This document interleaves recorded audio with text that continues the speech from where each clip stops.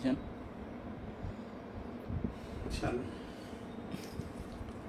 আসসালামু আলাইকুম ওয়া রাহমাতুল্লাহি ওয়া বারাকাতুহু।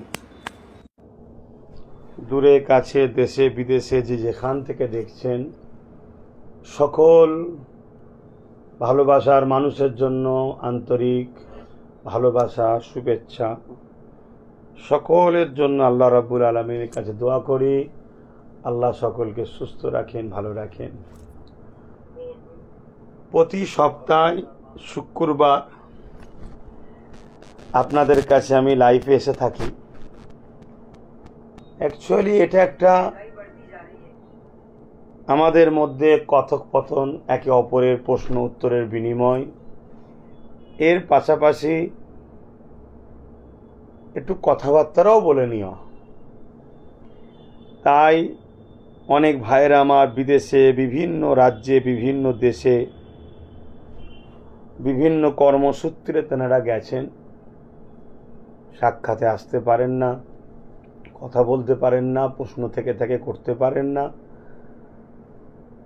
তাই এই সিস্টেমটা করা হয়েছে এবং এটাও কিছু ভাইদের রিকোয়েস্টে। আবার এই সপ্তাহে শুক্রবার জিলহজ মাসের চাঁদ চলছে। আপনাদের সকলের জন্য দোয়া করি, এই হজের মৌসুমে জিলহজ মাসের চাঁদে আল্লাহ আমাদের সকলের জীবনের গুনাহ মাফ করেন, দেশ ও দশের এবং বিশ্বের বুকে প্রতিটা মানবতা প্রেমী মানুষকে সুস্থ শান্তিতে রাখেন।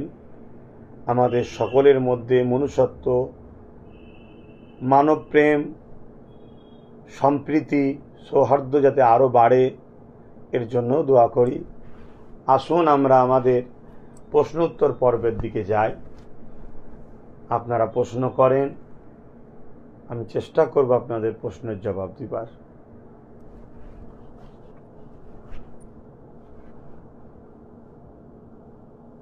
রাজ্যের শিক্ষিত সমাজের প্রশ্ন, গত কয়েকদিন আগে মুখ্যমন্ত্রী মমতা ব্যানার্জি জানিয়েছে যে যারা বঞ্চিত চাকরি প্রার্থী তাদেরকে নতুন করে আবার পরীক্ষার জন্য আবেদন করেছে। তো তাহলে কি 2026-এ ভোটের আগে আবার নতুন করে টাকা তোলার ফন্দি করছেন মুখ্যমন্ত্রী? যে ভাই প্রশ্ন করেছেন, প্রশ্নটা একদম যথাযথভাবে প্রশ্ন করেছে, কেন যুক্তিসঙ্গত কথা। ধরুন নতুন করে আবার পরীক্ষা হবে, আবার পরীক্ষায় উপযুক্ত যারা, তারা অর্থের অভাবে চাকরি পাবে না, অনুপযুক্তরা অর্থ দিয়ে চাকরি পেয়ে যাবে। আবার কেস হবে, আবার সেই ঝুলে যাবে, আবার সেই কি বলে এই পুরো ভ্যাকান্সিটা আবার বাতিল হয়ে যাবে। তাহলে সেই তো একই জিনিস চলছে। রাজ্য সরকার সবথেকে উত্তম ছিল, তার দলের যারা এই অনুপযুক্তদের কাছ থেকে অর্থ নিয়ে উপযুক্তদের ভবিষ্যৎকে ধ্বংস করেছে, তাদের বিরুদ্ধে কড়া পদক্ষেপ নেওয়া। তবে এই কড়া পদক্ষেপ না নিতে পারার জন্যেই কোনো কোনো মহল থেকে এমনও শোনা যাচ্ছে রাজ্য সরকারও হয়তো এই অর্থের ভাগিদারিতে হাত বসিয়ে রেখেছেন, তাই কড়া স্টেপ নিতে পারছেন না। এটাই সবথেকে উত্তম পন্থা ছিল। সুপ্রিম কোর্ট যখন বলেছে উপযুক্ত কারা তার তালিকা আর অনুপযুক্ত কারা তার তালিকা, যারা এই দায়িত্বে ছিল তাদেরকে তো ধরলেই হয়, কার কাছ থেকে অর্থ নিয়ে তোমরা চাকরি দিয়েছে বলো, সেই নামগুলোকে বাদ দেওয়া, তাদের অর্থকে ফিরিয়ে দেওয়া, এবং যারা উপযুক্ত তাদের জীবন ভবিষ্যৎকে না খেলে তাদেরকে চাকরি প্যানেলে নাম দিয়ে দেওয়া, মিটিয়ে তো। নতুন করে পরীক্ষা দিয়ে কী লাভটা করতে পারবে? নতুন করে পরীক্ষা দিয়ে আমার তো মনে হয় কথা যে ভাই প্রশ্ন করেছেন একেবারে যত প্রশ্ন করেছেন, প্রশ্নের মধ্যে দম আছে, কথা যুক্তি আছে। আবার নতুন করে হয়তো একটা ভালো লক্ষ কোটি টাকার অ্যাসেট তৈরি করার পরিকল্পনা হয়ে গেল। এটা একেবারে ফেলে দেওয়া যেতে পারে না। বঞ্চিত চাকরি প্রার্থীদের একদিকে পরীক্ষার কথা বলছেন, অন্যদিকে বঞ্চিত চাকরি প্রার্থীরা আন্দোলনে নামলে পুলিশ দ্বারা তাদেরকে মারধর করা হচ্ছে বা হেনস্থা করা হচ্ছে, এবং কি আজকে তাদেরকে দেখা গেল অর্ধনগ্ন অবস্থায় তারা যখন আন্দোলনে নামছে তখন তাদেরকে পুলিশ দ্বারা গ্রেফতার করছে। রাজ্য সরকারের এই আচরণকে কি বলবেন? এতে একদম স্বৈরাচারী ফ্যাসিস্টভাবে রাজ্যকে চালাচ্ছে এবং দেশটাও কেন্দ্র সরকার সেইভাবেই চালাচ্ছে। তাই দুজনে একে অপরের পরিপূরকভাবে সহযোগিতা করে চলেছে। নাই কেন্দ্র সরকার যদি ঠিকভাবে চালাতো তাহলে ইনি পারতো না, আর ইনি যদি ঠিকভাবে চালাতো কেন্দ্র সরকারও আমার রাজ্যে যারা নেতৃত্ব দিচ্ছে এইভাবে সমাজ বিরোধী বা সংবিধান বিরোধী কথাবার্তাও বলতে পারতো না। এই বিষয়টা একটাই কথা বলবো প্রশাসন বন্ধুদেরকে, আপনার সন্তানরাও আগামী দিন শিক্ষকদের কাছেই শিক্ষা অর্জন করবে। শিক্ষক হলো বাচ্চা তৈরি করার কারিগর, তাদের সঙ্গে একটু মানবতা আর পেশ আসুন। হয়তো আপনারা খুব চাপে আছেন জানি, আমরা বুঝি, প্রায় জায়গায় প্রশাসন বন্ধুদের হয়ে বলে থাকি তারা চাকরি মানে হুকুমের গোলাম হয়ে আছে, কিন্তু একটা মনুষ্যত্ব বিবেক বলে আছে। আপনারা এইভাবে একজন মানুষের অধিকার হরণ হচ্ছে, সংবিধান বিরোধী কাজ হচ্ছে, তাদেরকে লাইফটাকে নষ্ট করে দেওয়া হচ্ছে, সে জায়গায় আপনারা তাদেরকে টর্চার না করে আপনাদের উপরে চাপ এলেও একটু কমসে কম মানবতা দেখান।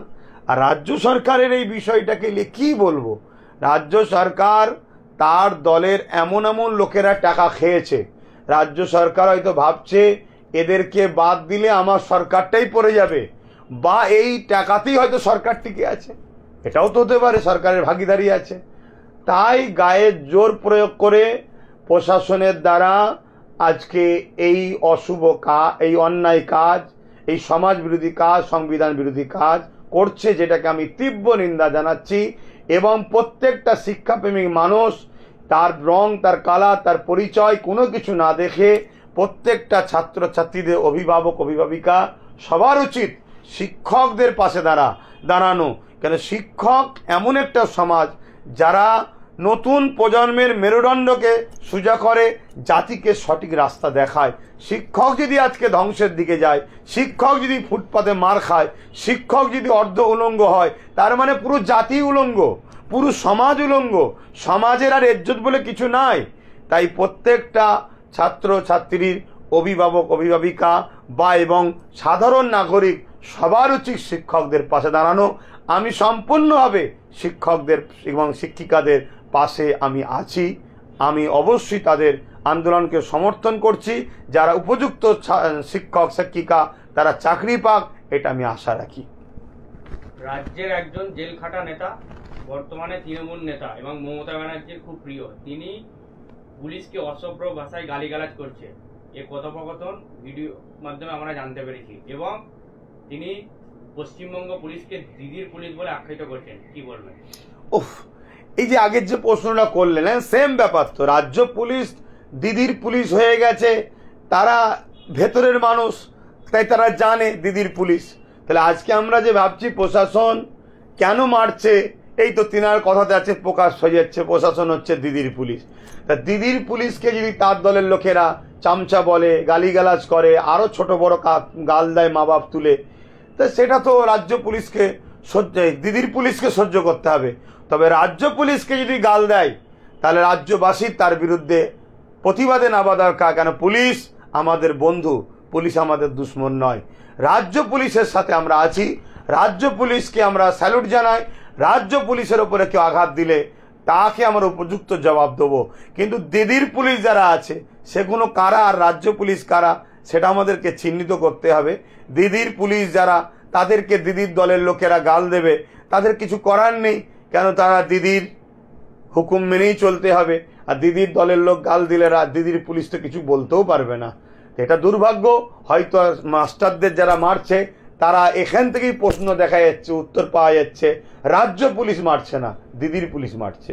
রাজ্য পুলিশ হয়তো এটাকে দেখে খুব কষ্ট পেচ্ছে, ব্যথা পেচ্ছে, কারণ রাজ্য পুলিশ অবশ্যই আশা রাখছি তাদের মধ্যে মনুষ্যত্ব মানবতা আছে। গতকাল বসিরহাট থেকে আপনি জানালেন যে ব্রিগেড আমাদের কাছে চ্যালেঞ্জ, ব্রিগেড নিয়ে আপনার প্রস্তুতি কি? দেখুন, আমি ছোটোখাটো মানুষ, আমার ভালোবাসে মানুষ যারা, আমি অন্যায়ের পক্ষে, অন্যায়ের বিরুদ্ধে, ন্যায়ের পক্ষে যখন কথা বলি, অন্যায়কে মিটাবার, ন্যায়কে প্রতিষ্ঠিত করার জন্য যখন ডাকি, লাখো মানুষ আমার ডাকে সাড়া দেয়, বিভিন্ন সময় দিয়েছে। তার জন্য তারা অনেক লাঞ্ছিত, অপমানিত, অত্যাচারিত হয়েছে। তাই আমি এই দেশ রাজ্যের যে ভৌগোলিক পরিস্থিতি, এটাকে সামনে রেখে এবং অকাপকে নিয়ে আমার একটা আকাফের আন্দোলন তো আমার 10 বছর, একটা বহুদিনের একটা আশা আছে আমি এই ব্রিকেট এটা করবো। তার জন্য 6-7 মাস থেকে আমি কিন্তু এই প্রচারটা করছি। আপনারা যে 6 মাস আগের আমার বক্তব্য দেখেন, প্রচার চালাচ্ছি। এবং গত কিছুদিন আগে আমার কিছু ভাইয়েরা তারাও একটা ব্রিকেট করতে চেয়েছিলেন, তারা ওই ব্রিকেটটা পারমিশন পাননি, না কোনো কারণে হয়নি, প্রশাসনের কিছু মানে জটিলতা বা কিছু কাজ ছিল XYZ যা করতে পারেনি। তা সেই করতে না পারাটা যেন একটা কেমন যেন লাগছে যে মুসলিম বলে এরা করতে পারলো না।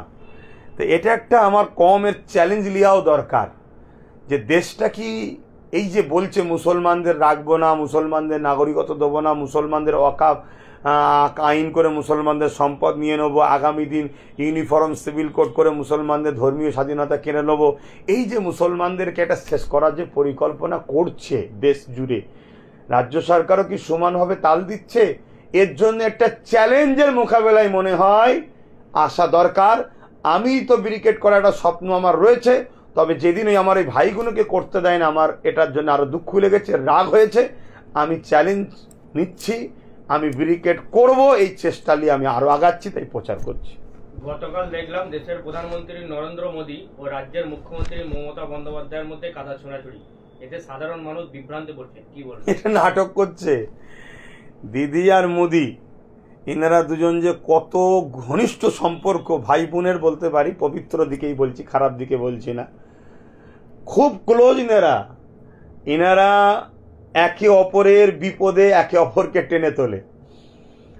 এবং সাধারণ মানুষ যারা ধর্মপ্রেমিক মানুষ, দেশপ্রেমিক মানুষ, সম্প্রীতি প্রেমিক মানুষ, তাদেরকে এনারা দুজন বোকা বানাচ্ছে। মোদি সাহেব দিদিকে দিয়ে মানে বামফ্রন্টকে সরিয়ে রাজ্যে থেকে মানে সর্বধর্মের মানুষের মাথায় মানে বামফ্রন্টকে সরিয়ে দিয়ে মমতা ব্যানার্জিকে মহাশয়াকে নিয়ে এসে বসিয়েছে।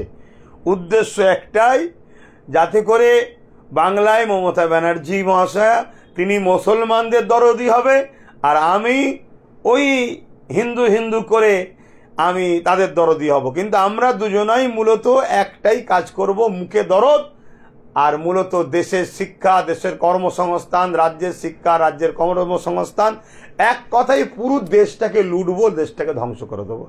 তো এনারা দুজন একে অপরে যে কাদা ছোড়াছুড়ি করছে, ছোঁড়ার পরে রাত্রিরে হয়তো আবার ফোন করে হাই হ্যালো করে নিয়েছে, কেমন শুনলাম, উনি বললেন কেমন শুনলাম, এসব সম্পূর্ণ একটা নাটক।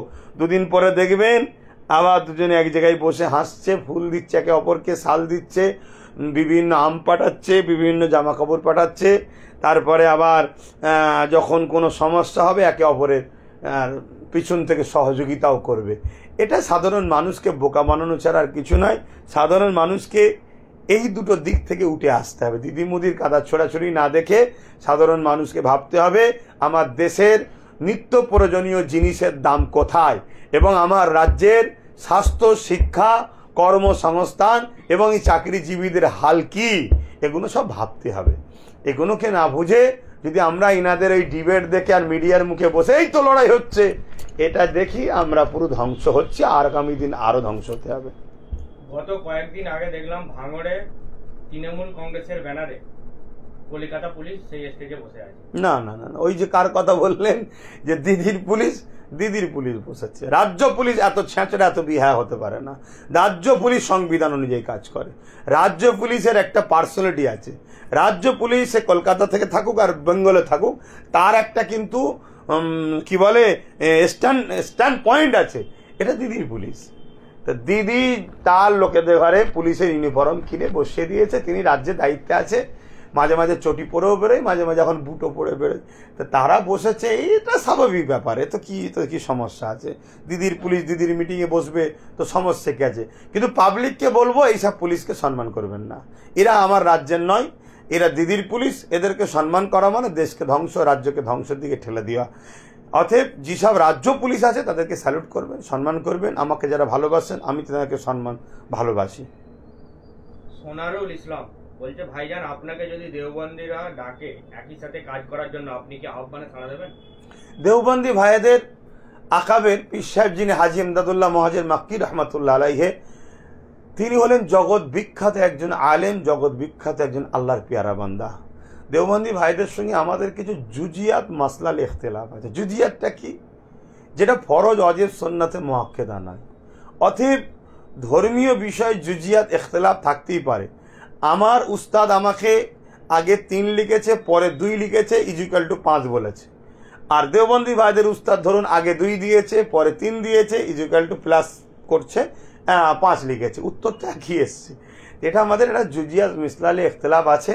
তবে বর্তমান যে পরিস্থিতি, আমার মনে হয় শুধু দেওবন্দি নয়, আমাদের প্রত্যেকটা কোরআন সুন্নাহ প্রেমিক, আল্লাহ রসুলের মান্যওয়ালা, মুর্শিদ যার যার, শায়েখ যার যার, পীর যার যার, আমির যার যার, আমাদের সকলকে মসলাটা যার যার ইমাম থাকুক, যে যার আকিদার ওপরে থাকুক। কেন আমাদের তো মূল আকিদাতে কোনো সমস্যা নেই। আমরা কোরআন নিয়ে, আল্লাহ নিয়ে, রসুল নিয়ে, নামাজ, ইসলামের যে 5 স্তম্ভ, তো এই জায়গায় আমাদের মনে হয় শুধু দেওবন্দি নয়, আরও যত সিলসিলা ভাই আছে, এখানে দেওবন্দি বা অন্য সিলসিলা বলতে কি, সেই এলাকায় যিনি শিক্ষা দিয়েছেন। আমরা সবাই আহলে সুন্নাত ওয়াল জামাতের মানুষ। আমাদের আকিদা কোরআন সুন্নাহ, ইজমা, কিয়াস, আহলে সুন্নাত ওয়াল জামাত। আমরা সাহাবাদের মাননেওয়ালা, পীর ওলিদের মাননেওয়ালা, আমরা ইমাম মুস্তাহিদদের মাননেওয়ালা, আব্দুল আজিজ মুহাদ্দিস দেহলভী, আব্দুর রহিম মুহাদ্দিস দেহলভী, শাহ ওলিউল্লাহ মুহাদ্দিস দেহলভী, হুজুরদের মাননেওয়ালা। তাই আমাদের মনে হয় বর্তমান ভারতবর্ষের যে ভৌগোলিক পরিস্থিতি, যেমন ব্রিটিশকে তাড়াবার জন্য আমাদেরকে ঐক্যবদ্ধ হতে হয়েছিল, আজকে যারা আমরা দেশের মধ্যে গাদ্দার আছে, দেশকে শেষ করছে, এই যে বারবার দেখা যাচ্ছে পাকিস্তানের এজেন্ট, এই সব থেকে হাত থেকে আরও যারা দেশকে শেষ করছে, এবং বিশেষ করে মুসলিম সমাজের নিরীহ মানুষকে যে টার্গেট করা হয়েছে, আদিবাসী দলিতদের টার্গেট করা হয়েছে, হত্যা করা হচ্ছে সাধারণ মানুষদের ঘরে, আমাদের মনে হয় ঐক্যবদ্ধ হওয়া দরকার। অবশ্যই মানুষের জন্য, দেশের জন্য, জাতির জন্য আমরা অবশ্যই একত্রিত হওয়া দরকার। এই আহ্বান যে দেবেন, আমি মনে হয় সবাইকে তার পাশে যাওয়া দরকার। আমিও আহ্বান দিচ্ছি, আসুন সকলে সংগঠিত হই, বসি। বসিরহাট থেকে ইদ্রিস আলী জানাচ্ছে, রাস্তায় দাঁড়িয়ে থেকে ছোট ভাইজানের ভিডিও দেখছিলাম, হঠাৎ তৃণমূলের একজন দালাল আমাকে গালাগালি করতে লাগলো, আমি মুখ বুজে সহ্য করলাম। কি বলবেন? আমার ওই ভাইকে বলবো ধন্যবাদ। আপনার আর টিএমসির ওই লোকের মধ্যে পার্থক্য এটাই যে আপনি আইএসএফ করেন আর সে টিএমসি করে। তার পার্থক্য এটাই, কেন মুখে ভাষা আপনারও ছিল, কথা আপনারও ছিল। সে যেমন গালিগালাজ করলে আপনি দিতে পারতেন, কিন্তু আপনি দেননি, কেন আপনার লিডার হলো নওশাদ সিদ্দিকী। আর টিএমসি দিচ্ছে কেন তার লিডারকে, স্বাভাবিক তার ব্যবহারে পরিচয় লিডারেরই অপমান হচ্ছে। আমি আমার আইএসএফের যারা নওশাদের ফ্যান ফলোয়ার্স, আইএসএফের যারা আছে, আরও যারা বিশ্বজিদ্দা থেকে তাপস ব্যানার্জি, শামসুল আলম সাহেব যেভাবে কাজ করছে, যারা ফলো করে চলছেন, আর আমি তো আপনাদের সাথে আছি, আমাকে যেন বাদ দেবেন না, আমি আপনাদের সঙ্গে থাকতে চাই, আইএসএফের সঙ্গে আমি আছি, থাকবো। তবে এই ব্যবহার আদর্শ থাকলে আমি আরও খুশি হব। এভাবে ধৈর্য ধরুন। আমি আমার ভাইকে বলবো, ধৈর্য এমন একটা পাহাড়, পৃথিবীর কোনো জালিম ধৈর্যের পাহাড়কে ভাঙতে পারেনি। ধৈর্যই বিজয় আনে। তবে হাত গুটিয়ে নয়, পরিকল্পনা তৈরি করুন, মানুষের কাছে পৌঁছান, মানুষকে বুঝান, মানুষকে এদের নগ্ন চরিত্রটা, নগ্ন আদর্শটা এদেরকে আরো খুলে খুলে দেখান যে এরা কেমন। দেখুন, আমার ভালো লেগেছে, আমি দেখছি। কেউ যদি মমতা ব্যানার্জির বক্তব্য দেখে, আজ আইএসএফের লোক যদি তাকে গাল দেয়, আমি ওই আইএসএফের ঘাড় ধরে দলতে বার করতে দেবো। এ কি আদর্শ তোর? তোর ভালো লেগেছে মমতা ব্যানার্জি, কিছু করবে না, তার ভোগ দেবে না? এটাই তো সেকুলার, এটাই তো দেশের ধর্ম নিরপেক্ষ, এটাই তো দেশের সংবিধান, এটাই তো গণতন্ত্র, এটাই তো মানুষের রাইট। ঠিক তেমনই কেউ যদি নরেন্দ্র দামোদর মোদী, যে মোদী আজকে ইসলামের সবচেয়ে বড় দুশ্মন আমাদের নজরে এখন অকাব আইন তৈরি করে যা করছে, কেউ যদি একটা মোদীরও বক্তব্য দেখে, কোন আইএসএফের ছেলে যদি বলে এটা কেন করছিস, তাকে গালিগালাজ দেয়, এটাও চরম অন্যায়। তার পছন্দ তাকে হয়েছে, আমি কিন্তু মোদীকে পছন্দ করি না। কেন? সে দেশকে একদিকে যেমন লুটছে, সংবিধান বিরোধী কালা কানুন তৈরি করেছে, অকাবের বিরুদ্ধে আইন তৈরি করছে, কৃষকের বিরুদ্ধে আইন তৈরি করছে, আদিবাসী দলিতদেরকে ধ্বংস করছে, মণিপুরটাকে শেষ করছে, দেশকে বারবার চীন হুমকি দিচ্ছে, দখল করছে, পাকিস্তানের মতো ছোট দেশ হুমকি দিচ্ছে, দখল করছে, কোনোভাবে কোনো উপকার করতে পারছেন না। গ্যাসের দাম, তেলের দাম বেড়েই চলেছে। ইনার এই নাকামা দেখে মানে অনুপযুক্ত দেখে আমি পছন্দ করি না, এবং আমার ধর্মের উপর আঘাত দিচ্ছে আমি পছন্দ করি। কিন্তু কেউ যদি পছন্দ করে, তার অধিকারের উপর হস্তক্ষেপ করার, তাকে গালিগালাজ করার, এই অসভ্যতা এটা কিন্তু আমরা শিক্ষা দিই না।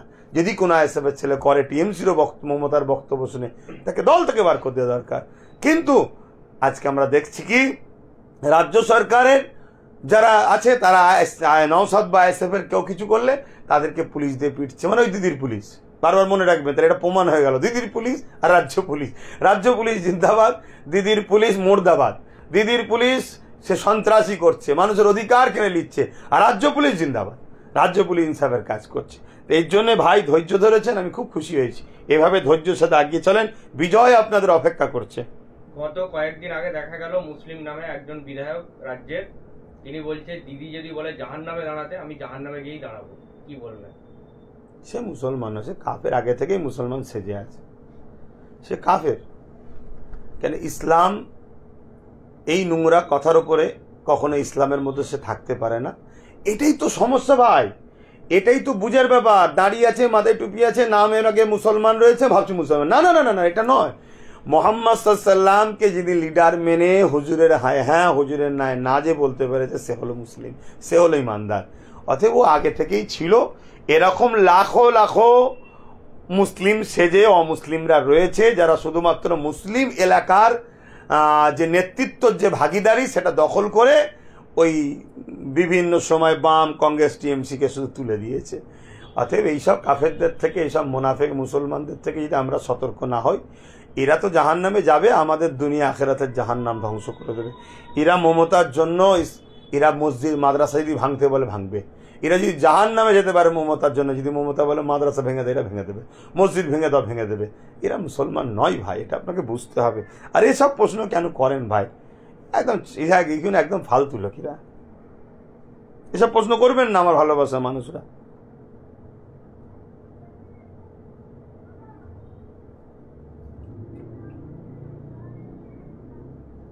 আগামী 1 জুন সাকরাইলে ওয়াকফ সংশোধনী আইন নিয়ে প্রতিবাদ সভা, এতে কি আপনি উপস্থিত থাকছেন?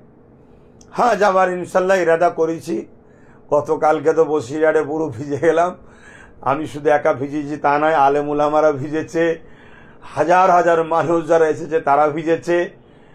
হয়তো পানি না হলে আরও হয়তো 3 গুণ মানুষ বাড়তো, আরও অনেক মানুষ হতো, কিন্তু আরও অনেক মানুষ হওয়ার থেকে যা না খুশি হতাম।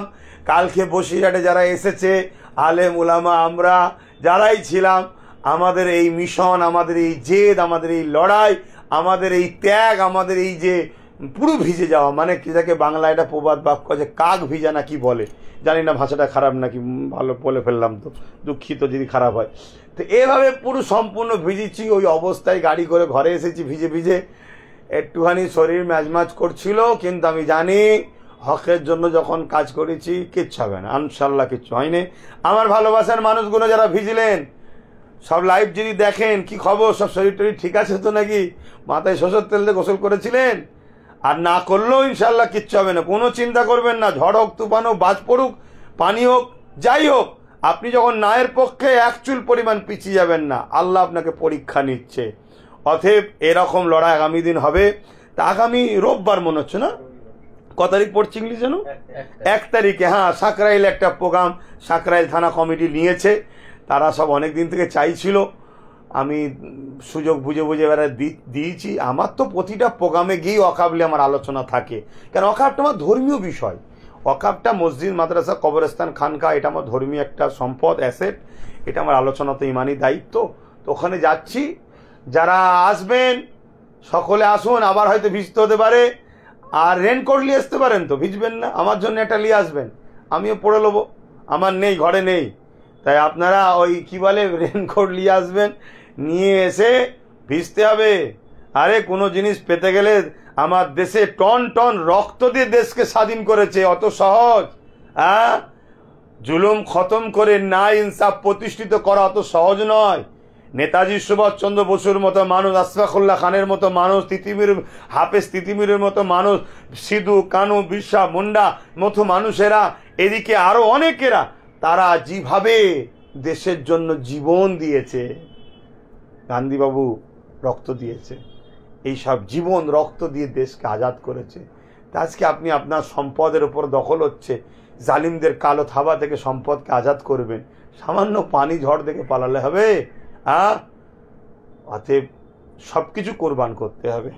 প্রাক্তন তৃণমূল নেতা বর্তমান বিজেপি নেতা অর্জুন সিং প্রকাশ্যে জানাচ্ছেন যে মুসলিম হোটেল থেকে খাবার কেনা এবং খাবার কেনার জন্য নিষেধ করছেন এবং খাওয়ার জন্য নিষেধ করছেন, কি বলবেন? কি বলবো, কাল ওই অর্জুন সিং আবাজি টিএমসিতে আছে, মুসলমানেরা কি ভোট দেবার পিছনে ঘুরবে?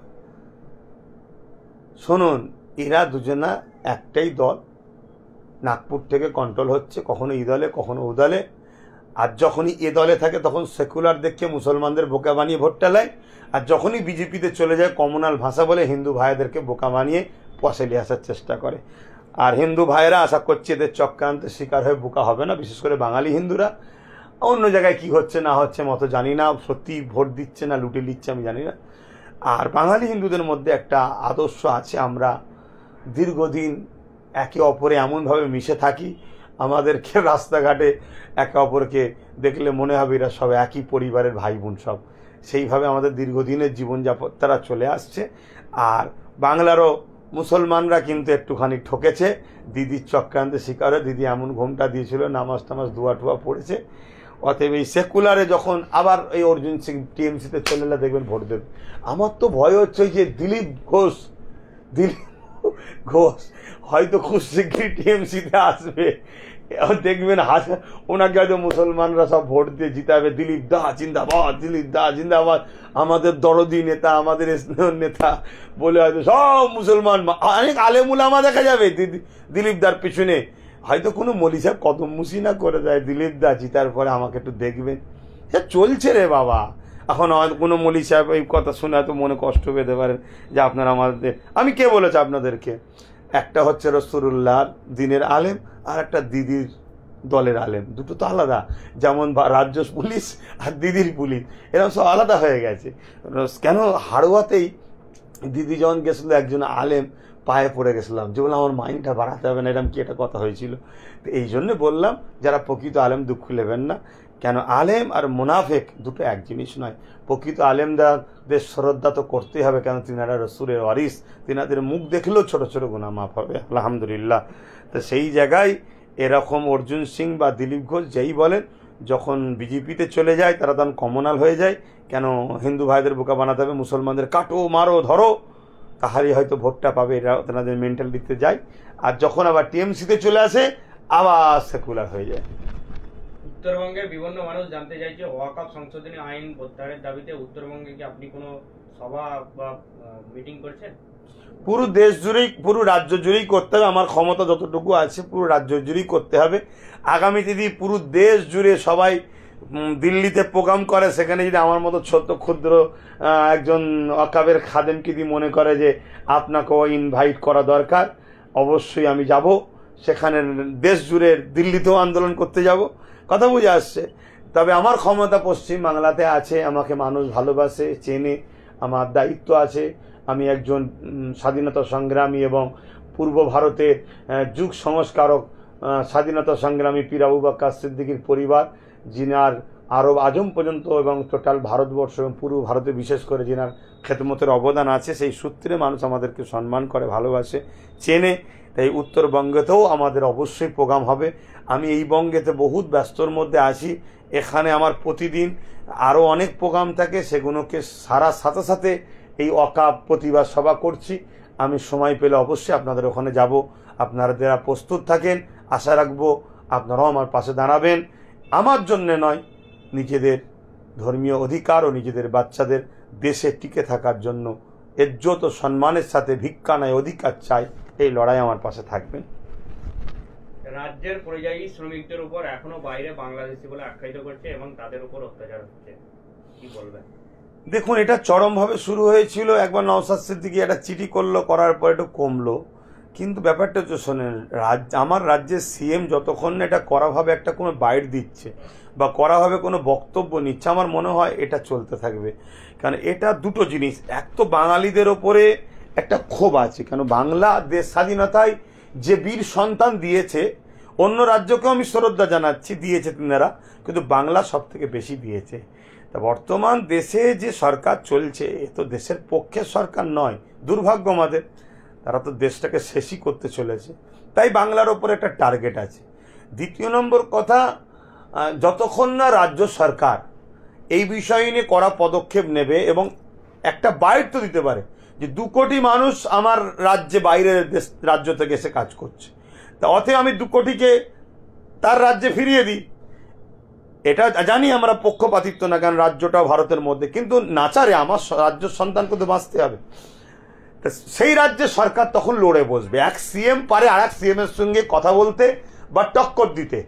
সেই জায়গায় নওশাদ সিদ্দিকী যতটুকু পেরেছিল করেছে, আমি এটাকে নিন্দা জানাচ্ছি। এবং যারা বাইরে আছেন তেনাদের বলবো গাড়ি বোঝাই করে করে এসে ওই 500,000 টাকা নিয়ে যদি ভোট দিয়ে থাকেন, এই ক্ষতিটা তো হবে ভাই। এর পিছনে একটাই কারণ, মানুষের বেকারত্ব বাড়াতে চাইছে। বেকার যদি না বাড়ে গোলাম করা যাবে না, আর গোলাম যদি না হয় তাহলে শিক্ষা, স্বাস্থ্য, কর্মসংস্থানের ডগাই তুলেও জিতা যাবে না। বেকারত্ব বাড়াতে চাইছে, রাজ্যই চলে আসো, বেকারত্ব বাড়ুক, রাজ্যই নাচারে আসবে, বেকারত্ব বাড়বে। কেন রাজ্য সরকার বলতে পারছে না যেসব রাজ্যে হচ্ছে তাদের সিএমকে ফোন করে? ডাইরেক্ট মোদিকে বলতে পারছে না? বিরাট খাতিত্ব। অমিত শাহকে বলতে পারছে না? বিরাট খাতিত্ব। একসাথে বসে উড়িষ্যায় যে খাওয়া দাওয়া করছে, বিভিন্ন সময় দেখা সাক্ষাৎ করছে আর করছে, ফোন করতে পারতো। ভাইপোর কিছু হলে চক্কর চলে যাচ্ছে যে ফোন করতে পারে, এটা কি হচ্ছে? আর বেশিরভাগ হচ্ছে তো বিজেপি অধ্যুষিত রাজ্যগুলোই। আপনি খেয়াল করে দেখুন, যে যে রাজ্যে বিজেপি জিতে আছে ওই রাজ্যগুলোই হচ্ছে। তো সেই জায়গায় তো বলতে পারে, যদি ইমিডিয়েটলি বন্ধ না করেন তাহলে যেমন উড়িষ্যার 3 লক্ষ লোক আমার রাজ্যে আছে, আমার রাজ্যের মাত্র 30,000 লোক আছে, তা আমি 30,000কে ডেকে নিচ্ছি, 3 লক্ষকে পাঠিয়ে দিচ্ছি। কিন্তু না, রাজ্য সরকারও সমানভাবে চাইছে গরিব বাড়ুক, বাঙালি শেষ হোক, আর বিশেষ করে মুসলমানকে তো শেষ করার জন্য সবাই এক পায়ে দাঁড়িয়ে আছে। কিন্তু এটা আমার জাত তো বুঝছে না, আমার জাতের কাছে আমি খারাপ হয়ে যাচ্ছি। আমরা ওদের ভালো রাস্তা দেখাচ্ছি, আমাদেরকেই গালি দিচ্ছে, আমাদেরকেই খারাপ বলছে। কি বলবো বলেন, আমাদের হাতে কি ক্ষমতা আছে কিছু বলার? করার ক্ষমতা নেই। লাইভে থাকা বিভিন্ন মানুষ আপনাকে সালাম জানিয়েছেন এবং সুস্থ। হ্যাঁ, আমিও সবাইকে সালাম এর জবাব ওয়ালাইকুম আসসালাম রহমতুল্লাহ বরকাতু। সকলে সুস্থতা কামনা করি, আমার জন্য দোয়া করবেন। আমি অন্যায়ের বিরুদ্ধে ন্যায়ের পক্ষে যে সংগ্রাম করছি, আমার সাথে থাকবেন এই আশা রাখছি। আমার ছোট ভাই নওশাদ সিদ্দিকীর জন্য দোয়া করবেন, তার সাথে থাকবেন। এবং আপনারা আপনাদের বাচ্চাদের জন্য, ভবিষ্যতের জন্য ভাবুন। আর জীবন স্রোতের সাথে গা মিলিয়ে চলার নাম নয়, জীবন সংগ্রাম করার নাম, লড়াই করার নাম, স্রোতের বিপক্ষে দাঁড়িয়ে কষ্ট করে প্রতিষ্ঠিত হওয়ার নাম হলো জীবন। তাই কষ্ট হচ্ছে, একটু ধৈর্য ধরুন। আর বিশেষ করে বাইরের রাজ্যে যারা আছেন তিনারা অবশ্যই রাজ্য সরকারের যেসব দপ্তর আছে সেসব দপ্তরে চিঠি করুন আপনারা। কেন সরকার এক সিএম পারে আর এক সিএমকে পৌঁছাতে। আজ যদি নওশাদ কোনো সরকারের সঙ্গে জোট করে দিয়ে ক্ষমতায় থাকতো, অবশ্যই আমি এই বিষয়ে নওশাদকে দিয়ে হস্তক্ষেপ আরও বড়োভাবে নিতাম। কিন্তু দোয়া করি আপনারা যাতে বোঝেন, আগামী দিন যেন আল্লাহ এমন একটা শক্তি আমাদেরকে দাঁড় করায় যাতে আপনাদের পাশে আমরা দাঁড়াতে পারি। সুস্থ থাকেন, ভালো থাকেন। ভারতবাসীর সকলের সুস্থতা কামনা করি, জাতি ধর্ম বর্ণ নির্বিশেষে। আজকে প্রত্যেকটা গরিব মানুষ বিপদে আছে, সবার সুস্থতা কামনা করছি। আল্লাহ হাফেজ। আমি অনেক দেরি হয়ে গেছে, আমি চলে যাচ্ছি।